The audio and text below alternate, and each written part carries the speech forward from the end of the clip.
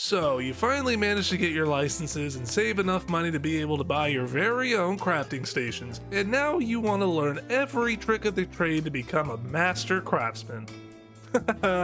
Are you sure about that? I love the Rune Factory series, but good lord, the crafting system has so many convoluted tricks to it, most of which are barely mentioned in the game, which leaves you to figure it out on your own. Thankfully, there are some very smart cookies in the community that figured out most of the game's tricks, but a lot of them are scattered about and can take some time to track them all down. So today I'll be compiling dang near every trick in the game into one video. This includes fast leveling, accessory combining, rarity forging, and much more. So sit down and buckle up because this one is going to take a hot minute. Oh, and don't worry, I'll be time-stamping every topic. Provided I remember to. We're going to start with this since it's the most crucial skill to learn. Fast leveling is an odd mechanic because it takes the old saying, a wise person learns from their mistakes, very literally. You see, for whatever reason, even if you fail to make an item, you still get the full amount of experience for trying to make it as long as you're using a recipe. This means that we can select the highest level recipe we own, fill the first slot with junk like scrap metal, then click to create. It's that simple. You might think this is just a little broken. Oh, but just you wait, because it's about to get even worse. Before we do anything else, we need to get over 60 pieces of scrap metal. The fastest way to do this is to go out to your farm, grab a bunch of material stones or lumber, and then use those to bulk fail a recipe. The resulting failure will commonly turn those into scrap metal, and every so often will make scrap metal plus. Now that we have all this scrap, completely empty your inventory except for one stack of scrap. Click on the highest level recipe you own, swap the item in the slot out for one of your scraps, then make as much of the item as you possibly can. You can even go over your maximum RP and you'll still get the full experience for it. You will get an absurd amount of experience for this, and you can just keep repeating the process until you get tired of doing it. I would recommend either doing the grinding at the end so you can keep getting baths to refill your RP, or you could do this next trick to completely circumvent the need to heal altogether. This particular trick requires that you are both around level 60 in chemistry and have access to a hot fruit. Once we have the fruit, we need to go to the chemistry station and make one bottle of formuate. However, we need this formuate to be at least level 10. So put some level 10 grasses into the mix so it bumps up the level of the bottle. Once that's been accomplished, you have to beg the harvest god's forgiveness for the horrible atrocities you're about to subject your body to. Consuming the level 10 formuate will bring your maximum HP down by 100%, which means that your maximum HP is now a total of 1. Why is this important? Well, if you ran out of RP when making an item, it takes a percentage of your maximum health instead, which is somewhere around the ballpark of 25.5%. So normally crafting something without RP more than 3 times would knock you out. But if your maximum HP is only a total of 1, then 25% of 1 HP isn't high enough to drop your HP to 0. So we can repeat the crafting process over and over again and never die. Although, given what we've been consuming, I can't imagine poor Ares has long for this world anyway. So have you ever had an accessory that was awesome, but then picked up another accessory and thought, what I wouldn't give to equip both these accessories at the same time? Well, what if I told you that you could not only mix accessories together, but you could mix up to 4 of them together into one disgusting amalgamation of an accessory? All you have to do is choose 4 of your favorite accessories, go to the crafting bench, pick something simple that requires 1 or 2 slots to make, like a cheap bracelet, then put them into the crafting process. Easy, right? Wrong! Yeah, you thought it would be as easy as stuffing 4 pieces of crap into a bracelet, didn't you? Admit it! You did, didn't you? Well, sadly, this game decided to add some gotcha mumbo-jumbo to the mixing process. You see, when you put 4 accessories into the crafting process, the game locks the first accessory that is after the required items as the new accessory's effect. So since we're making a bracelet, if you put a heart pendant immediately after or before the iron, your bracelet will have the effects of the heart pendant no matter what. Which is nice, don't get me wrong. What sucks is that the game also chooses 3 random items to take the extra properties from. This can include the locked item. The way we find out if we've been screwed or not is to talk to Darok. If he tells us that the accessory has slot 3, 4, and 5 with the effect of slot 2, then congratulations, we have an accessory with 4 effects. If you see this on your first attempt, then thank your lucky stars because that is not what you will commonly see. It's more likely that slot 2 will be randomly selected and you'll have to try again, and again, and again. But if you manage to put 4 accessories together, then it really is worth the effort. If you choose to subject yourself to this gacha hell, tell me what monstrous creations you made in the comments below. Now back to the video. Now, if you're looking at the title of this section and are a little bit confused, just wait until I start explaining how this one works. So in this game, there is an ore called the light ore. What does the light ore do? To put it simply, it changes one weapon type into another. So if I made a short sword and then in the components added a light ore and then an axe, you would have a short sword that has the stats and the properties of an axe. Confused? Don't worry, it gets even more complicated when it comes to tools. In case you didn't know, the light ore is mainly used for forge items, and since tools are forge items, we can use the light ore on them. This means with a little forging wizardry, we can make our tools go through identity crisis in order to make them charge incredibly fast. So in order to increase the speed at which tools charge, we need the tools to think that they're staves. Why do we need to do this?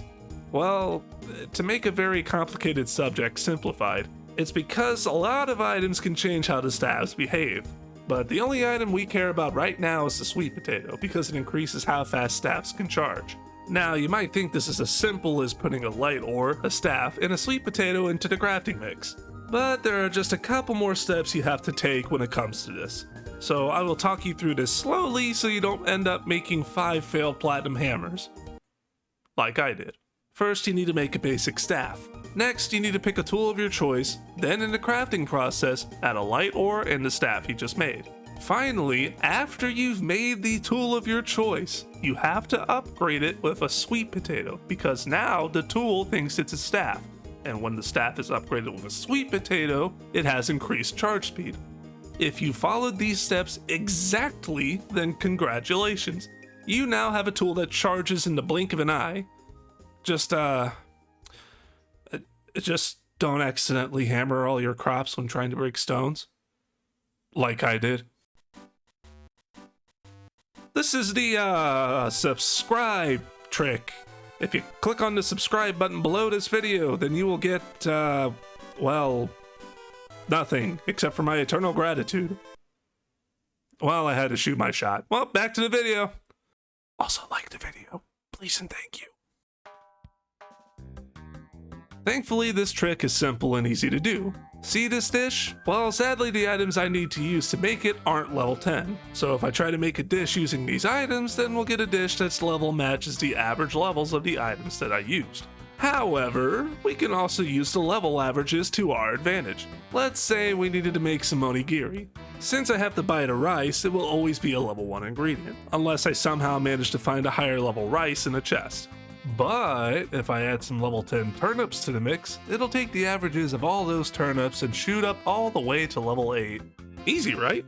Well, I hope you enjoyed the simplicity of this trick, because everything afterwards is, well, you'll see. If you looked at the items being used in this video, then you probably have noticed that each item has a level. You might think that other than the level indicating the quality of the item, that there wasn't anything else to it. Well, my friends, prepare for a lot of numbers being thrown at you, because when it comes to making equipment, the level of every item that's used in the crafting process and the upgrading process is added up to an invisible system called the max leveling system. For simplicity's sake, let's say we're making a broadsword. Every single item that I use when making and upgrading this broadsword is being added up in an invisible system.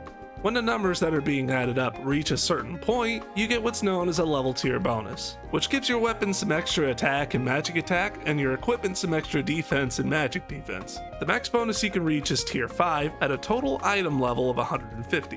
Which sounds like a lot, but it's only 6 items at level 10 that are being used to make something, and 9 items that are level 10 being used to upgrade something. 15 items all at level 10 adds up to 150 levels total, which is the max level. If you manage to get all level 10 materials in the forging process, then your weapon should have an additional 700 attack and 650 magic attack. If you get it in the crafting process, then your equipment should have an additional 350 defense and magic defense. Now those numbers are nothing to sneeze at, but the next trick's bonuses are absolutely bonkers when compared to this trick's. Oh what, you thought this was the only complicated crafting system? Well, I will admit the next trick system isn't as strict as this one's is, but the process of getting the bonus can be tricky, and here's why. So you know how every item has an item level that goes into an invisible system? Well, that isn't the only invisible number system in this game. Rarity Forging is, well, to be perfectly honest, pretty straightforward. Each item in this game has a number from 1 to 15. The rarity item is, the higher the number attached to it is. I am going to be completely blunt in saying this, but I have no friggin' idea what every item's number is. Just a couple of them. What I do know is what the bonus stats you can get from using the system are, but we'll get to that in a second. If you want to know what some easy items to grab that are rarity 15 are, two that I know of are the Electro Crystal, which you can get from this sheep boss, and a Melody Bottle, which you can get from Sirens. Once you have around 12 or 13 items between the two of them, we can start pumping whatever weapon or equipment we want full of these items. For the max leveling system, every item needed to be level 10 for the full bonus to activate. Thankfully, you only really need about 13 max rarity items, and a couple of somewhat rare items to achieve the full bonus, which means that we can add some extra goodies into the crafting process to get some disgusting stats. Like say this tenfold steel, which takes the previous item used in upgrading something and multiplies it by 10. Once we have hit the benchmark of 200 total rarity points, we receive a bonus 2000 attack for weapons and 800 defense for equipment. There is a rarity table that's been made for Rune Factory 4, but there's items in 5 that aren't in 4. And for the most part, a lot of the items' rarities are the same, but I'm not sure if they're all the same. I'll be putting it in the description below, so use it at your own discretion. This system is an interesting one. It also happens to be less complicated than the others, which is nice because I can feel my brain melting. Anywho, see this strong sword I have? Well, if I take this sword and put it into the crafting process of a weaker sword, then the weaker sword stats will be changed to the base stats of the sword I just used in the crafting process. Now, you might be thinking, why would I bother to do that when I could just use the stronger sword? And the answer to that question is both Rarity Forging and the max level system. A brief example would be if I upgraded this sword with junk until it hit level 10, then made a broadsword using a level 10 platinum, the strong level 10 sword, and crammed the rest of the slots and upgrades using all level 10 melody bottles. I would get a sword that has an additional 2700 attack on top of whatever the strong sword's base stats were. Sounds pretty useful, right? And it is. Although if I'm being completely honest, it's not really worth it to track down all those level 10 items just to get the max level bonus. So just stick with the overwriting and rarity bonus. Well, I think that's about all of them, and thank God, because my brain is pulsing from all the information I just pumped out. Thank you all for watching, and I hope your sanity is still intact. God knows mine isn't. So as always, until next time, see you later. Hey, did you like the video? If you like what I do and want to see more of me, like and subscribe. Did you know that I have another channel where I make reviews and other fun videos?